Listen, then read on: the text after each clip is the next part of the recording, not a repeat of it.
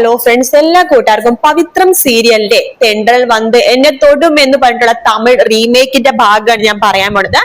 നമ്മുടെ പവിത്രം സീരിയൽ ഇന്നലെയായിരുന്നു ക്ലൈമാക്സ്. അതിന്റെ സീസൺ 2 തുടങ്ങാൻ പോകുന്നത് 18-ാം തീയതിയാണ്. അപ്പൊ നമ്മുടെ തമിഴില് വിക്രം ജയിലിൽ കിടന്നതിന് ശേഷം സംഭവിക്കാൻ പോകുന്ന കാര്യങ്ങൾ തമിഴ് ഒറിജിനൽ റീമേക്ക് ആയിട്ടുള്ള തമിഴിലെ ഭാഗമാണ് പറയാൻ പോണത്.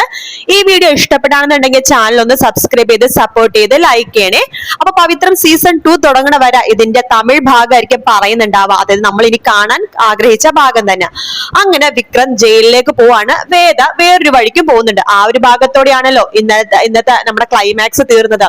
അതിനുശേഷം പിന്നീട് കാണിക്കുന്നത് 6 വർഷത്തിന് ശേഷമാണ്. വിക്രം ജയിലില് വിക്രത്തിന്റെ കോലമൊക്കെ ആകെ മാറി കേട്ടോ. മുടിയൊക്കെ പറ്റേ വെട്ടിയിരിക്കുകയാണ് വിക്രം. അങ്ങനെ ബുക്സ് ഒക്കെ വായിച്ചുകൊണ്ടിരിക്കുകയാണ് വിക്രത്തിന്റെ മെയിൻ പണി. അതായത് എന്തെങ്കിലുമൊക്കെ ഒരു ബുക്കുകൾ കാര്യങ്ങളൊക്കെ വായിച്ചുകൊണ്ടിരിക്കുക.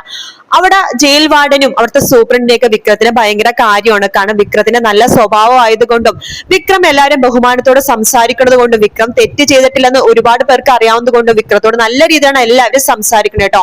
അങ്ങനെ 6 വർഷത്തിന് ശേഷം കാണിക്കുന്നത് വിക്രം ജയിലിൽ ഇരിക്കുകയാണ്, ബുക്സ് വായിച്ചുകൊണ്ടിരിക്കുകയാണ്. ജയിൽ സൂപ്രണ്ട് പറയുന്നുണ്ട്, എടാ വിക്രം എന്ന് പറഞ്ഞ് വിളിക്കുകയാണ്. വിക്രം തിരിഞ്ഞു നോക്കണ്ട്. നിനക്ക് നാളെ റിലീസാണ്, നിനക്ക് നാളെ വീട്ടിൽ പോകാം എന്ന് പറയാണ്. നീ ഒരു കാര്യം ചെയ്യ്, ഇന്ന് ഒപ്പൊക്കെ ഇട്ടിട്ട് വാ എന്ന് പറയുന്നുണ്ട്. അങ്ങനെ വിക്രം റിലീസ് ആവാൻ വേണ്ടി പോകുമ്പോ വിക്രം അവിടെ നിന്ന് എഴുന്നേക്കാണ്. എന്നിട്ട് തിരിയുമ്പോഴാണ് നമ്മൾ വിക്രത്തിന് 6 വർഷത്തിന് ശേഷം കാണുന്നത് കേട്ടോ. വിക്രത്തിന് നല്ല മാറ്റമുണ്ട്. പഴയ പോലത്തെ ആ ഒരു സ്വഭാവമല്ല, സ്വഭാവത്തിലും മാറ്റമുണ്ട്. അങ്ങനെ വിക്രം സൈൻ ചെയ്യാൻ വേണ്ടി പോലീസിന്റെ അടുത്തേക്ക് പോവാണ്. സൈൻ ചെയ്ത് കൊടുക്കുന്നുണ്ട്. ആ സമയത്ത് വിക്രത്തിന്റെ ഡ്രസ്സും, അതായത് വിക്രം അവിടെ ആ ഒരു അതായത് ജയിലിൽ വന്ന സമയത്ത് ഡ്രസ്സും വാച്ചും മൊബൈൽ ഫോണും ഒക്കെ പേഴ്സൊക്കെ ഊരി കൊടുത്തിട്ടാണല്ലോ ജയിലിലെ വേഷിട്ടിട്ടാണല്ലോ വന്നത്. അപ്പൊ ആ പഴയ ഡ്രസ്സും മൊബൈൽ ഫോണും പേഴ്സൊക്കെ തന്നെ വിക്രത്തിന് തിരിച്ചു കൊടുക്കാണ് പോലീസുകാര്. വിക്രം ആ ഡ്രസ്സ് ഇട്ടതിന് ശേഷം ആ പേഴ്സ് കിട്ടുമ്പോ ആ പേഴ്സ് തുറന്നു നോക്കാണ്. അതിൽ നമ്മുടെ വേദയുടെ ചെറിയൊരു പാസ്പോർട്ട് സൈസ് ഫോട്ടോ ഉണ്ട്. ആ ഫോട്ടോ കണ്ടിട്ട് വിക്രം പതുക്കെ ഒന്ന് ചിരിക്കുന്നുണ്ട്. എന്നിട്ട് ആ പേഴ്സിലെ ഫോട്ടോ നെഞ്ചോട് ചേർത്ത് പിടിക്കുകയാണ്.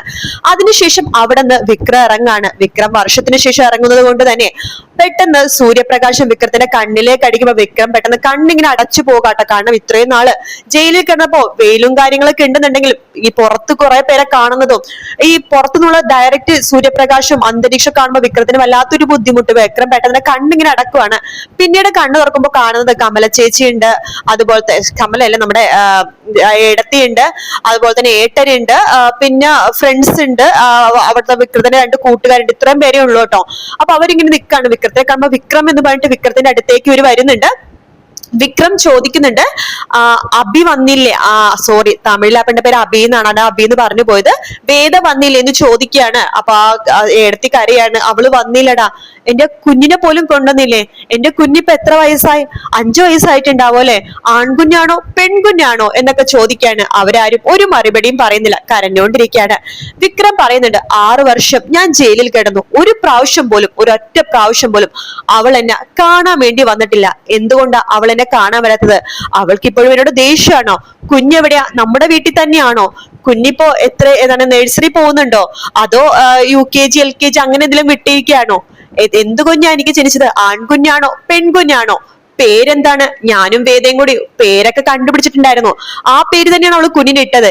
എന്താ നിങ്ങൾ ആരൊന്നും പറയാത്തത്? ഒന്ന് പറ എന്ന് പറയുമ്പോ ഏട്ടൻ പറയണ്ടടാ, വേദ എവിടെയാന്ന് ഞങ്ങൾക്ക് അറിയില്ലടാ, നിന്റെ കുഞ്ഞ് എവിടെയാന്ന് ഞങ്ങൾക്ക് അറിയില്ല.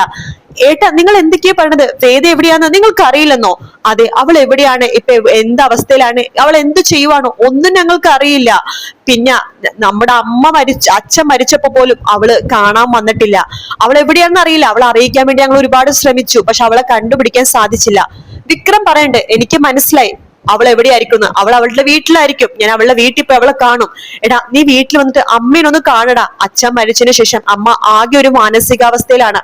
അമ്മ ആകെ ആരോടും മിണ്ടുന്നൊന്നുമില്ല. നിന്നെ കാത്തിരിപ്പായിരുന്നു അമ്മ ഇത്രയും നാള്. എടാ അമ്മേനെ നിനക്കൊന്ന് കാണണ്ടേടാ. നീ വീട്ടിൽ നിന്നിട്ട് അമ്മേനെ കണ്ടിട്ട് പോ, ഞാൻ ഇപ്പൊ വരാം എന്ന് പറഞ്ഞിട്ട് വിക്രം അവിടെ നേരെ പോണത് വേദയുടെ വീട്ടിലേക്കാണ്. അവിടെ പോയിട്ട് ബെല്ലടിക്കാൻ നിൽക്കണമെന്നില്ല, നേരെ കയറി ചെല്ലാണ്.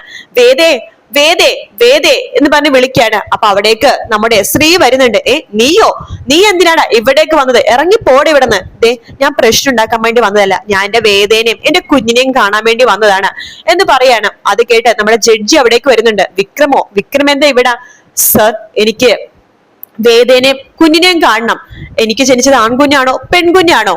എന്നിട്ട് ജഡ്ജ് പറയുന്നുണ്ട്, നിനക്ക് ആൺകുഞ്ഞും ജനിച്ചില്ല പെൺകുഞ്ഞും ജനിച്ചില്ല. സർ, നിങ്ങൾ എന്തൊക്കെയാ പറയണത്? എന്റെ കുഞ്ഞിനെനിക്ക് കാണാനുള്ള ആഗ്രഹം കൊണ്ടാണ് ഞാൻ ഓടി വന്നത്. അവൾ എവിടെ? എനിക്ക് അവളെ കാണണം. അവൾ ഇവിടെ ഇല്ല. പിന്നെ അവള് നിന്റെ കുഞ്ഞിനെ പ്രസവിച്ചില്ല. അതെന്താ അങ്ങനെ പറഞ്ഞത്?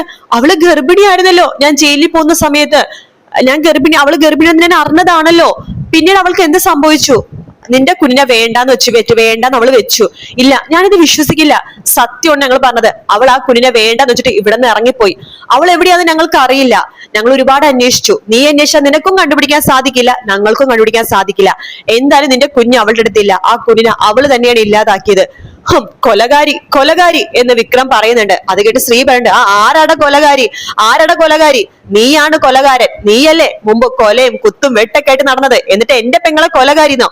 ഇറങ്ങി പോടെ ഇവിടുന്ന് എന്ന് പറയാണ്. വിക്രം പെട്ടെന്ന് ചുമരിലേക്ക് നോക്കുമ്പോഴേക്കും വേദയുടെ അമ്മയുടെ മരിച്ച ഫോട്ടോ അവിടെ തൂക്കി വെച്ചിട്ടുണ്ട്. അതായത് വേദയുടെ അമ്മയും മരിച്ചു, വിക്രത്തിന്റെ അച്ഛൻ നമ്മുടെ മാഷും മരിച്ചു. അങ്ങനെയാണ് 6 വർഷത്തിന് ശേഷം കാണിക്കുന്നത്. അപ്പൊ 6 വർഷത്തിൽ ഇത്രയും പ്രശ്നങ്ങളും കാര്യങ്ങളൊക്കെ ഉണ്ടായിട്ടോ. അതായത് ഇത്രയും സംഭവങ്ങൾ ഉണ്ടായി. പിന്നെ വേദ എവിടെയാന്ന് വിക്രത്തിനും മനസ്സിലായില്ല. അപ്പൊ വിക്രം പറയണ്ടേ, നിങ്ങൾക്കറിയാം വേദ എവിടെയാണെന്ന്. നിങ്ങൾ പറയാത്തതല്ലേ? അവൾക്ക് എന്നോട് ദേഷ്യം ഉണ്ടാകും, നിങ്ങൾക്ക് എല്ലാവർക്കും എന്നോട് ദേഷ്യം ഉണ്ടാകും. പക്ഷെ എനിക്ക് എന്റെ വേദനെ കാണണം, ആ കുഞ്ഞിനെ കാണണം. എനിക്ക് അത്രമാത്രം ഈ 6 വർഷം ഞാൻ എന്റെ മനസ്സിലൊരു കുഞ്ഞിന്റെ മുഖം ഉണ്ടായിരുന്നു. ആ മുഖം വെച്ചിട്ടാണ് എന്റെ കുഞ്ഞിനെ താലോലിക്കുന്നുണ്ടായിരുന്നത്. ആ കുഞ്ഞിനെ എനിക്ക് കാണണം. എടാ, ഞങ്ങൾ നിന്നോട് പറഞ്ഞത് സത്യം തന്നെയാണ്. ആ കുഞ്ഞ് ജീവനോടെ ഇല്ല. അവൾ ആ കുഞ്ഞിനെ ഇല്ലാതാക്കിയിട്ടാണ് ഇവിടുന്ന് പോയത് എന്ന് പറയുന്നുണ്ട്.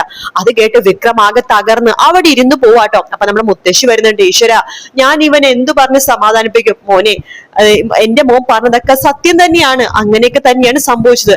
വേദ എവിടെയാന്ന് ഞങ്ങൾക്ക് ആർക്കും അറിയില്ല. നീ അന്വേഷിച്ചു പോവണ്ട, നിനക്കത് കണ്ടുപിടിക്കാൻ സാധിക്കില്ല. 6 വർഷമായിട്ട് ഞങ്ങൾ അവൾക്ക് വേണ്ടി അലഞ്ഞു തിരിയാണ്. അന്വേഷിക്കാത്ത സ്ഥലവുമില്ല. ഒരു സ്ഥലത്ത് അന്വേഷിക്കാത്ത ഒരു സ്ഥലം പോലും ഇല്ല. പക്ഷെ അവൾ എവിടെയും കിട്ടിയില്ല. അവൾ ജീവനോടെ ഉണ്ടോ മരിച്ചോ എന്ന് പോലും അറിയാത്തൊരു അവസ്ഥയിലാണ് ഞങ്ങള് എന്നിങ്ങനെ പറയുന്നുണ്ട്. പക്ഷെ വിക്രം പറഞ്ഞിട്ട് ഞാൻ കണ്ടുപിടിക്കും അവൾ എവിടെയാണെന്ന് ഞാൻ കണ്ടുപിടിക്കും എന്ന് പറഞ്ഞിട്ട് വിക്രം അവിടെ നിന്ന് ഇറങ്ങി പോകുവാട്ടോ. അതിനുശേഷം പിന്നീട് കാണിക്കുന്നത് നമ്മുടെ വേദേനെയാണ്. പിന്നീട് കാണിക്കുന്ന വേദയുടെ എൻട്രി ആണ് വരുന്നത്. 6 വർഷത്തിന് ശേഷം വിക്രത്തിന്റെ എൻട്രി ഇങ്ങനെയായിരുന്നു. ഇനി വേദയുടെ എൻട്രി ആണ് വരാൻ പോണത്. അത് എങ്ങനെയാണുള്ളത് നാളെ റിവ്യൂ ആയിട്ട് ഞാൻ പറയുന്നതായിരിക്കും. ഈ തെണ്ടൽ വന്ന് എന്നെ തൊടും എന്ന് പറഞ്ഞിട്ടുള്ള ഈ സീരിയൽ നിങ്ങൾക്ക് കേൾക്കാൻ ഇഷ്ടമാണ്, ഇതിന്റെ റീമേക്കിന്റെ റിവ്യൂ നിങ്ങൾക്ക് മലയാളത്തിൽ കേൾക്കണമെന്നുണ്ടെങ്കിൽ ഈ ചാനൽ ഒന്ന് സബ്സ്ക്രൈബ് ചെയ്ത് സപ്പോർട്ട് ചെയ്യണേ. നിങ്ങളുടെ സപ്പോർട്ട് ഉണ്ടെങ്കിൽ മാത്രമേ ഈ റിവ്യൂ എനിക്ക് ഇടാൻ പറ്റത്തുള്ളൂ. എന്തായാലും 18-ാം തീയതി വരെ ഞാൻ ഈ റിവ്യൂ ഇടുള്ളൂ. പെട്ടെന്ന് കവർ ചെയ്ത് പറയാം. ഇതിപ്പോ 2 എപ്പിസോഡാണ്. ഞാൻ ഒരു ഒറ്റ എപ്പിസോഡ് പറഞ്ഞത്. നാളെ ഒരു 3-4 എപ്പിസോഡ് ഒരുമിച്ച് ഒരു എപ്പിസോഡായിട്ട് പറയാം. അങ്ങനെയാണെന്നുണ്ടെങ്കിൽ 2 ആഴ്ചക്കുള്ളിൽ ഒരുവിധം നമുക്ക് എപ്പിസോഡ്സ് ഒക്കെ കവർ ചെയ്യാൻ സാധിക്കും.